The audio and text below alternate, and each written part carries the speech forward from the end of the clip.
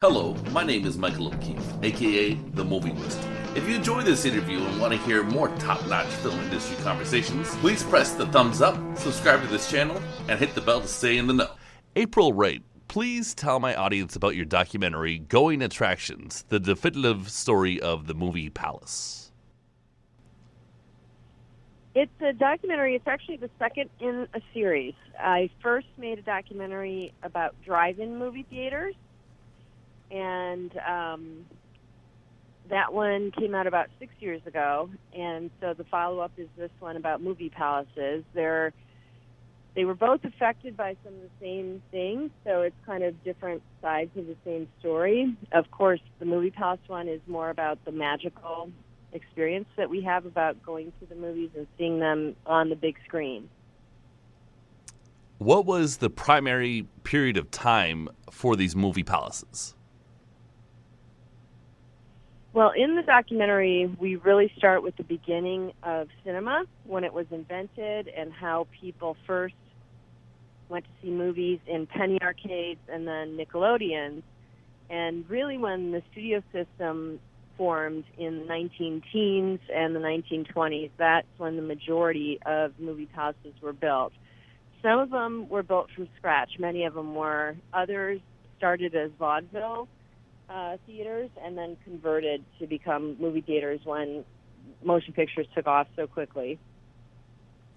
Okay, and what were some of the big-name movie palaces, and which cities were they in? Well, if you see places today that have the name of studios, those were originally movie palaces. So places that are called Paramount or Fox or Warner, if they have those names, they were probably built for movies initially. And they were really all over the whole country. In the documentary, I cover some of the big cities that had the largest movie palaces. Those were in Chicago and New York City and Los Angeles. I also show the Fox in Detroit and also the Fox in Atlanta, Georgia. I've got some shots of. So they really were in every major city. And there were some outside the United States, but not to the same degree. We had literally thousands. Downtown Los Angeles had about 70 movie palaces at one time. So they were very pervasive for years. And this predates television, of course. So every major city had many movie palaces, and usually every town had their own movie palace, too, that we call a neighborhood movie palace. Very cool. Who are some of the people featured in your documentary? The biggest person that people would recognize is Leonard Maltin, who is a film critic, but he's also a extremely knowledgeable film historian, not just about these physical buildings, movie palaces, but about the history of cinema and the origin of cinema. So he's wonderful. But we also have people like the woman who saved Radio City Music Hall, which I didn't know when I started this project that Radio City was primarily a movie theater all the way up until the late 70s. And I also didn't know that it was under threat of being demolished in the late 70s, and that she led the charge to save it. So she's a really interesting character that represents the preservationist point of view. We also have someone from the Los Angeles Historic Theater Foundation who talks about saving theaters and what happens if they just save the facade and not the inside. You get, CVS's in theaters and things like that. And I've got a guy that is an expert on Cinerama, which was one of the formats that led to the widescreen format that we see on every television today. Prior to that, everything was more of a square aspect ratio, and then after Cinerama came along, that led to the inventions of CinemaScope and Todd AO and VistaVision and all these other widescreen formats that we still enjoy today. So he's kind of an authority on that topic. So I've got a really good variety of people. Was this a fun project to make? It really was. For the drive-in documentary, I traveled the whole country, the whole U.S., and also showing the film, I went all through Ontario, actually. Oh, wow. I screened that one at a drive-in in Lindsay, and I also visited all the remaining drive-ins throughout Ontario when I was showing that film. For this one, I didn't travel as extensively. I tried to focus more on major locations, but getting the opportunity to go inside some of these places that I hadn't been in before was really amazing. I made sure to put almost every interview is shot inside a different movie palace, and some of them are ones that are not regularly open. So it was really fun to get into places like this, some of the ones that are run down that you wouldn't normally get access to. So it was really cool to shoot it. All right, a little bit about yourself. How long have you been making documentaries, and at what age did you decide that you wanted to make them? Oh, that's a good question. Well, I actually pursued a degree in computer systems and then an MBA. My family did not have money, and so I had to, think about being financially stable. But I always loved movies, and I would go see everything. As a kid, my parents would take us to drive-in theaters, and we also had a neighborhood movie palace right down the street from my house where my brother and sister ended up working. So, when I was young, I remember going to the theater where they worked and seeing Jaws, seeing Rocky when I was little.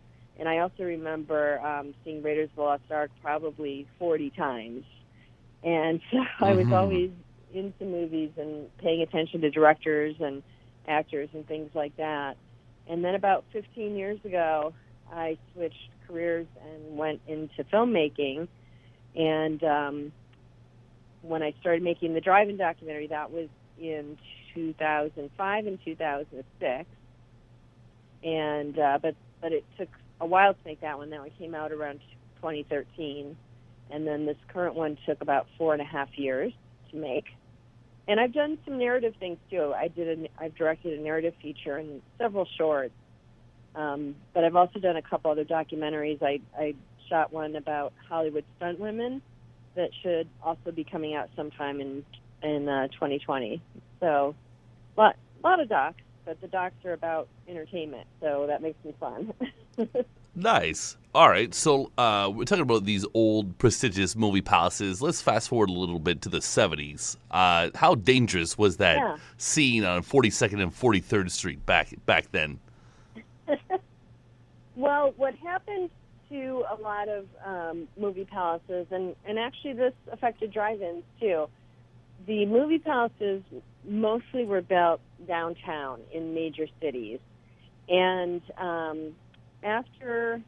this really started to affect movie palaces after World War II, when the government in the United States put a lot of investment into the GI Bill, which led to suburban growth and expansion. And so people that were living in cities left for the suburbs and sort of this, car economy. And it left the downtowns not invested in as much. And so these theaters that were really popular had to turn to other programming, which sometimes would be exploitation films or a lot of kung fu and karate films you could see in places like this in the 70s. And also some on 42nd Street in New York became porno theaters. And you have to remember, this is before you could find porn anywhere on the internet. People would go to theaters to see it. And it was fairly mainstream. I mean, a lot of the porn films you would see at that time were not that extreme.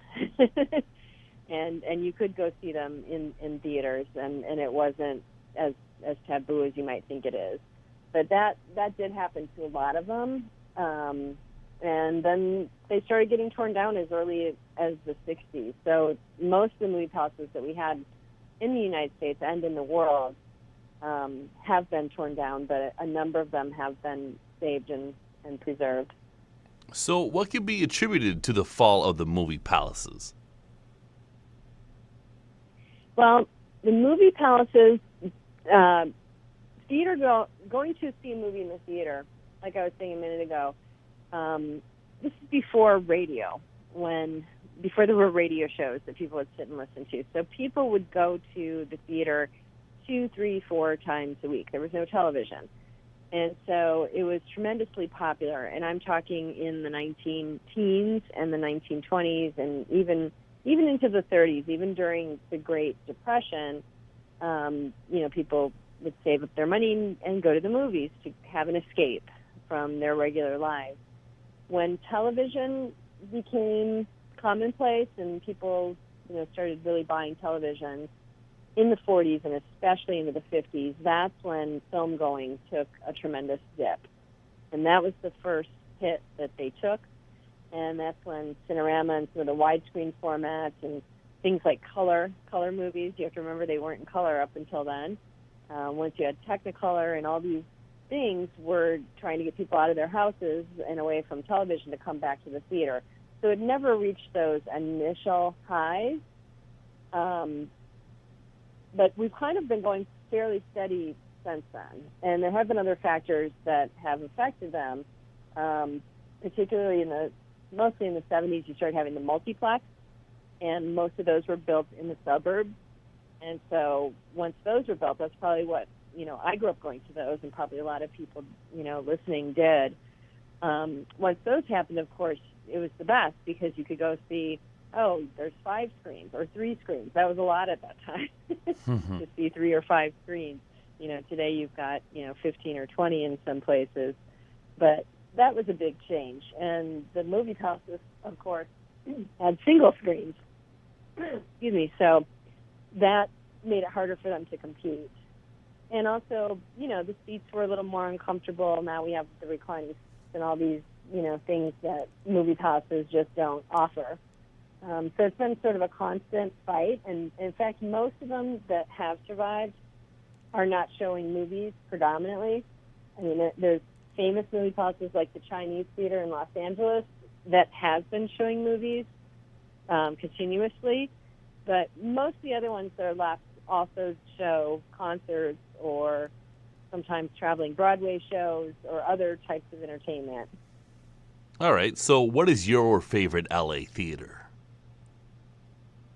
Favorite in LA? Yeah. Oh my gosh! Well, I go to all of them. Oh. Of course I go to the Chinese. Mm-hmm. I go to the New Beverly quite a bit, which is owned by Quentin Tarantino. Oh yes. And they show a lot of just more obscure retro titles, and everything that they show is on 35 millimeter film. I go to the Egyptian Theater and the Aero Theater in Santa Monica. And downtown on Broadway in Los Angeles is a whole strip of theaters. The one that's shown in my film is the original United Artists, which is now called the Theater at Ace Hotel. And that one is gorgeous. It's the one where Leonard Maltin is interviewed. But I also go to the Palace and the Orpheum and the $1 Million Theater, and every time any of those open their doors for events, I usually try to get in there just to experience those theaters because they're so gorgeous.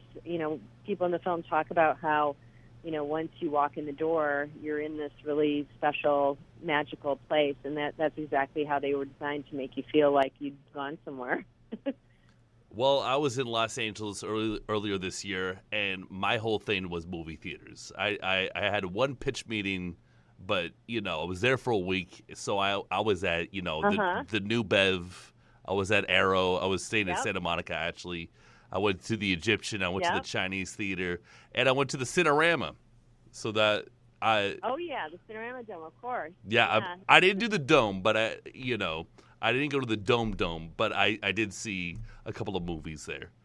So yeah, I thought it was so cool because I wanted to go to Amoeba Records first, and then I'm at Amoeba, and I'm walking down the street, and there's the Cinerama, and I go, oh my God, I can't believe it. Yeah. Yeah, and I believe there's only 3 Cinerama theaters left in the whole world. I think there's one in the UK left. Oh. And that one in Hollywood, and then there's one in Seattle. So a few of those survived, despite being, hundreds of them at one time. Well, it's so cool.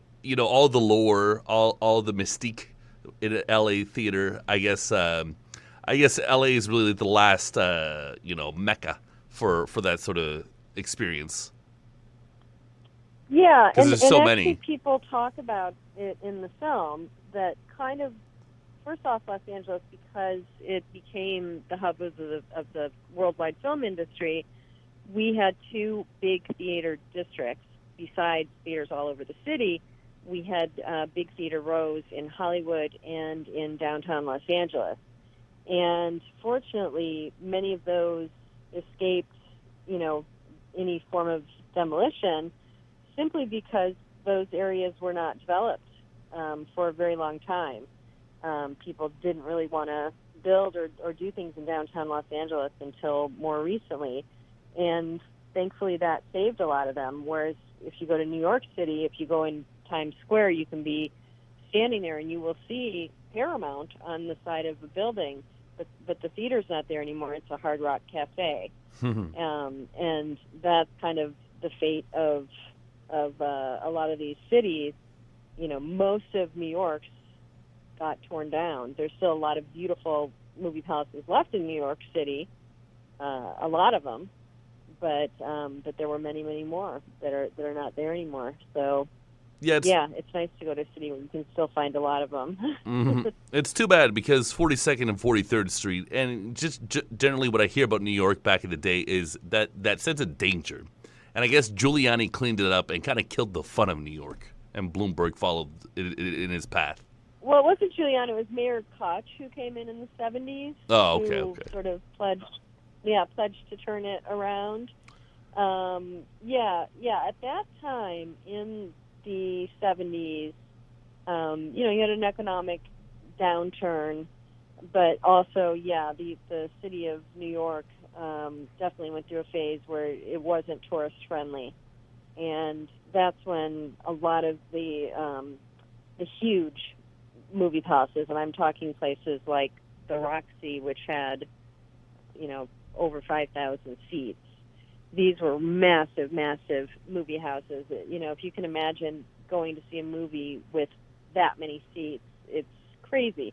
Because today, if you go to a multiplex with reclining, with the stadium seating, most of those might have 250 seats, okay? Mm-hmm. Or maybe 300 if it's a really big theater. So imagine, 5,000 or 6,000 seats. It's really crazy to think of the scale that some of those places were built. And there were a number that size in New York City that are not there anymore. But Radio City is one of the ones that's that size that remains. So it's pretty cool.